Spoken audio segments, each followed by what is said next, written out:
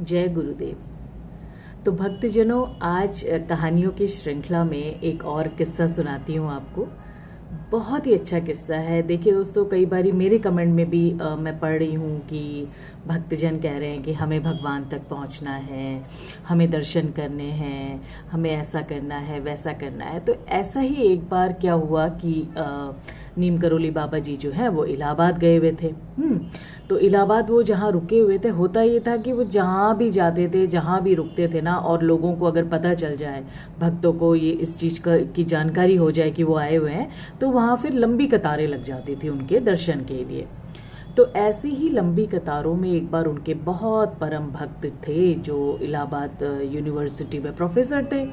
तो भाई वो भी पहुंचे और काफ़ी देर लंबी लाइन में लगने के बाद उनका भी नंबर आया।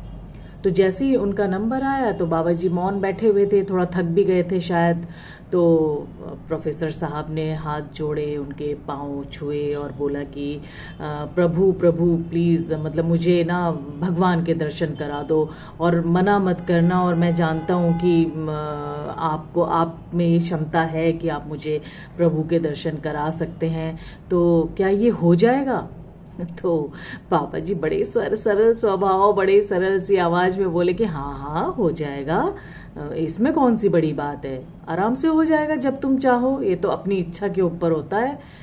तो प्रोफेसर साहब ने कहा सचमुच अपनी इच्छा के ऊपर होता है, तो बाबा जी मुझे भी उपाय बताइए। और तो बाबा जी ने कहा कि इसमें उपाय की क्या बात है, बहुत ही सरल उपाय है प्रभु को पाने के लिए। देखिए ना कैसी विडंबना है भक्तजनों की, सामने प्रभु बैठे हुए हैं और वो प्रोफेसर साहब उनको पहचान नहीं रहे हैं और प्रभु से ही आग्रह कर रहे हैं कि मुझे प्रभु के दर्शन कराओ। तो खैर भक्तों की बात तो उन्होंने सुननी थी और वो कभी भी किसी भक्त का निरादर तो करते नहीं थे। तो उन्होंने कहा कि भाई तू चाह क्या रहा है? तो प्रोफेसर साहब बोले कि नीम करोली बाबा जी, मुझे ना आप उपाय बता दीजिए, मैं हर हालत से वो उपाय पूरे करूँगा और मैं भगवान को पाना चाहता हूँ, उनके दर्शन करना चाहता हूँ। बाबा ने कहा ठीक है बेटा, अब तुम पूछ रहे तो देखो हम तुम्हें बता देते हैं। तुम ऐसा करो, भगवान को पाना चाहते हो ना, तो एकदम अंधेरी जो रात होगी, अमावस्या की रात, तो उस दिन जो है तुम ना जंगल चले जाओ और जंगल में ही रहना, ठीक है, बाहर मत आना, मिल जाएंगे तुम्हें भगवान। ये लाइन सुनते ही जो है प्रोफेसर साहब के तो पसीने छूटने लगे। अब बड़े परेशान हो गए और बड़े सीधे सरल स्वभाव के थे प्रोफेसर साहब भी, तो एकदम से हाथ जोड़ के खड़े हो गए कि क्या कह रहे हैं बाबा जी, आप महाराज जी क्या कह रहे हैं, मेरे को शेर वेर खा गया तो फिर मैं क्या प्रभु के दर्शन कर पाऊंगा, कौन जाता है ऐसे जंगल में, नहीं नहीं नहीं प्लीज़, मतलब कोई और उपाय बताइए ना प्लीज़ को। तो बाबा ने कहा यार तुम तो कुछ करना ही नहीं चाह रहे हो प्रोफेसर, मैंने तुम्हें सीधा सच्चा रास्ता बता दिया था प्रभु जी को पाने का। चलो ठीक है, अच्छा फिर ऐसा करो, तुम बिल्कुल एकांत में अपना जीवन जीना शुरू कर दो। तुम मतलब बिल्कुल मत देखना कि तुम्हारे अगल बगल कौन है, तुम सबको भूल जाओ और एकदम सन्यासी वाला जीवन शुरू कर दो जीना, तो तुम्हें प्रभु के दर्शन हो जाएंगे। अब जो है प्रोफेसर साहब जो है फिर चिंता में आ गए। प्रोफेसर साहब की आंखों में उनकी पत्नी, उनके बच्चे, उनका बड़ा सा परिवार, माँ पिता सब आने लगे कि अगर मैं एकांतवास में चला जाऊंगा, मैं सन्यासी बन जाऊंगा, तो ये जो मैंने इतना बड़ा कारोबार संभाल रखा है वो कैसे आगे बढ़ेगा, मेरे बच्चों का क्या होगा, वही जो आते हैं क्वेश्चंस वो उनके दिमाग में आने लगे। और उनको लगा कि भाई ये भी प्रैक्टिकली नहीं हो सकता है ना। तो कहने लगे बाबा जी आप हमें ऐसी ऐसी चीज़ें बोल रहे हैं जो हम नहीं कर पा रहे हैं या हम नहीं कर पाएंगे, आप हमारी ऐसी परीक्षा मत लीजिए, कोई और उपाय बताइए। तो दोस्तों लोग भी हैरान हो रहे थे कि बाबा जी इतना समय उसको दे पा रहे हैं, उसकी बातें सुन पा रहे हैं, और वो भी जो है बाबा जी का इतना समय ले रहा है, हालांकि इतनी लंबी लाइन ऑलरेडी लगी हुई है। तो बाबा जी को अब थोड़ी सी ना हंसी आ गई और जो आसपास भक्तजन बैठे थे जो मिलने आए थे उनको भी हंसी आने लगी इस प्रोफेसर की बातें सुन के। तो बाबा जी ने कहा चल ठीक है, अब मैं तेरे को एक बहुत ही सरल उपाय बताता हूँ, ठीक है, अब इससे ज़्यादा सरल तो इस दुनिया में कुछ हो ही नहीं सकता।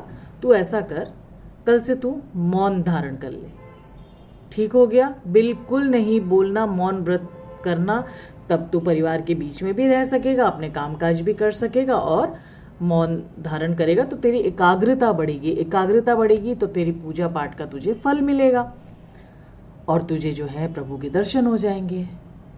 लो जी, यहाँ भी वो खुश नहीं थे प्रोफेसर साहब।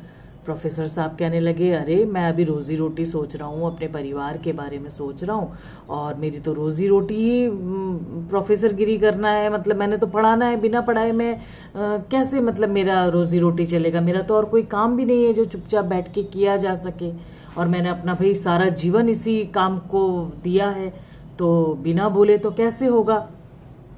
तो वो उनके चरणों में गिर गए, यानी कि प्रोफेसर जी नीम करोली बाबा जी के चरणों में घुस गए। ध्यान से सुनिएगा भक्तजनों कि जब आप अननेसेसरी किसी की बात सुनते जाते हैं तो वो इंसान कैसे फॉर ग्रांटेड लेता है आपको। तो फाइनली जो है नीम करोली बाबा जी ने कहा कि ठीक है, ये तेरे को मैं आखिरी एक अब उपाय बता रहा हूं, अब तेरे भाग्य में होगा तो तू प्रभु को पाएगा, नहीं होगा तो नहीं पाएगा। तो हाथ जोड़ के खड़े हो जाते प्रोफेसर जी और कहते, अब आप जो कुछ भी कहेंगे वो मैं सुनूंगा और ये इस बात का मैं आपसे वादा करता हूं।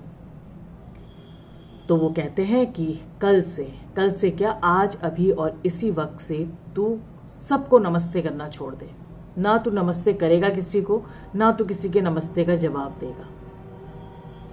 तो कुछ देर वो मौन खड़ा होता है प्रोफेसर साहब और सोचते हैं कि हाँ ये काम तो हो सकता है। लेकिन सोचते सोचते उनकी आंखों में उनके सीनियर्स आने लगते हैं, उनके कॉलेज के जो बड़े ऑफिसर्स हैं वो आने लगते हैं और उनकी आंखों में उनके स्टूडेंट आने लगते हैं कि स्टूडेंट मुझे नमस्ते करेंगे तो मैं जवाब नहीं दूंगा तो वो क्या सोचेंगे, या मेरे बड़े जब मेरे अगल बगल से निकलेंगे और मैं उन्हें नमस्ते नहीं करूंगा तो मेरी तो नौकरी खतरे में पड़ जाएगी। और हताश होकर जो है वो हाथ जोड़कर वहां से वापस चले जाते हैं कि कोई भी उपाय काम नहीं कर रहा है, इसका मतलब मुझे कभी भी इस जन्म में तो प्रभु के दर्शन नहीं होंगे। सब हंसने लगते हैं और बाबा जी भी जो है जोर जोर से ठहाके मार के हंसने लगते हैं और कहते हैं कि देखो, इतने सरल उपाय को बताने के बावजूद भी इनको शायद नहीं था इनके भाग्य में दर्शन करना। तो कैसी लगी दोस्तों आपको ये कहानी? तो इस कहानी को सुनाने का मेरा जो मकसद था वो सिर्फ और सिर्फ ये था कि बिना मेहनत किए, बिना कष्ट किए, बिना अपनी तरफ से कोई एफर्ट लगाए, अगर आप चाहें कि आपको कोई चीज़ बहुत आसानी से मिल जाए तो वो असंभव है। और फिर यहाँ तो हम भगवान को पाने की बात कर रहे हैं। तो अगर आप सच में भगवान को पाना चाहते हैं तो उसके लिए आपको पहले अपनी तरफ से बहुत कुछ करना होगा। सबसे पहले आपको लोगों की सेवा में ध्यान देना होगा, आपको अपने मन को शुद्ध करना होगा, बहुत शुद्ध करना होगा।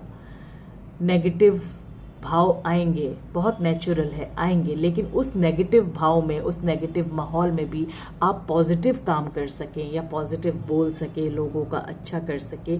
यही आपकी छोटी छोटी परीक्षाएं होती हैं जो प्रभु जी लेते हैं। और सच बताऊं, हर क्षण, हर पल प्रभु जी जो है ना आपको देख रहे हैं, उनकी दृष्टि आप पर है। अगर आप प्रभु जी की शरण में गए हैं तो प्रभु जी तो अपना काम बिल्कुल उसी क्षण से शुरू कर देते हैं।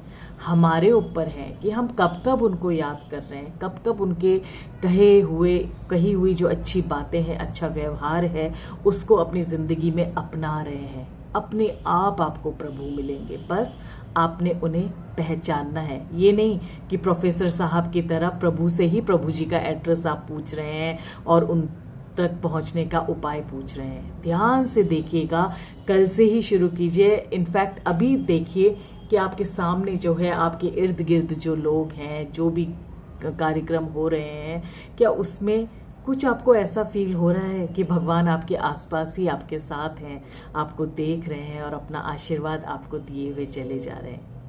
आशा करती हूँ मेरी बात आप लोगों को समझ आई होगी भक्तजनों।